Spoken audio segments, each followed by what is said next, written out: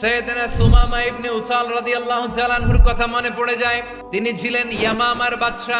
মদিনাতে বিশ্বনবীকে হত্যা করার নিয়তে এসেছিলেন। গোপনে গোপনে বিশ্বনবীকে হত্যা করে আবার ইয়ামামাতে তিনি ফিরে যাবেন। হত্যার নিয়তে আসলেন, কিন্তু হত্যা করতে পারলেন না। সাহাবারা ওনাকে ধরে ফেললেন, ধরে মসজিদে নববীর পিলারের মধ্যে বেঁধে রাখলেন। বিশ্বনবী সাল্লাল্লাহু আলাইহি ওয়াসাল্লাম সাহাবাদেরকে বললেন, তার খোঁজ খবর নিও।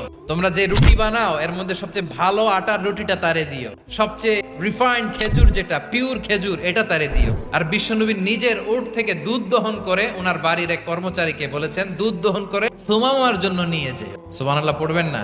সবাই তো অবাক, ইয়ামামা থেকে আসছে নবীকে হত্যা করতে, বিশ্বনবী দেখে তারে জামাই আদর করে। সাহাবারা বলেন, ইয়া রাসূলুল্লাহ, আপনাকে হত্যা করতে এসেছে, তার তো কঠিন ক্যাপিটাল পানিশমেন্ট হওয়া দরকার, কঠিন শাস্তি হওয়া দরকার। বিশ্বনবী বললেন, না, আমি যেটা জানি তোমরা সেটা জানো না।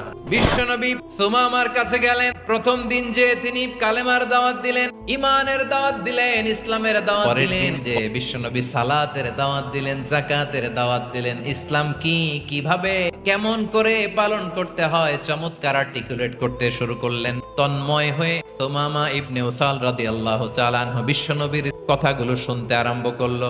একদিন নয়, দুই দিন নয়, টানা 3 দিন বিশ্বনবী সুমামার কাছে ইসলামকে প্রেজেন্ট করেছেন, উপস্থাপন করেছেন। টানা 3 দিন যখন ইসলামের সুমহান বাণী উপস্থাপন শেষ, তাকে আপ্যায়ন শেষ, বিশ্বনবী বললেন সাহাবাদেরকে, যাও এবার সুমামার হাতের পায়ের রশি দুটো খুলে দাও। সাহাবারা বিশ্বনবীর কথা মতো তার হাতে পায়ের রশিগুলো খুলে দিল। সুমামা মুহূর্তের মধ্যে মসজিদে নববী থেকে বের হয়ে ইয়ামামায় ফিরে না যে মসজিদে নববীর পাশে একটা খেজুর বাগান ছিল, সেখানে চলে গেলেন। সেখানে একটা ছোট্ট কুয়া ছিল, কুয়ার পানি দিয়ে তিনি গোসল করলেন। সুবহানাল্লাহ পড়েন।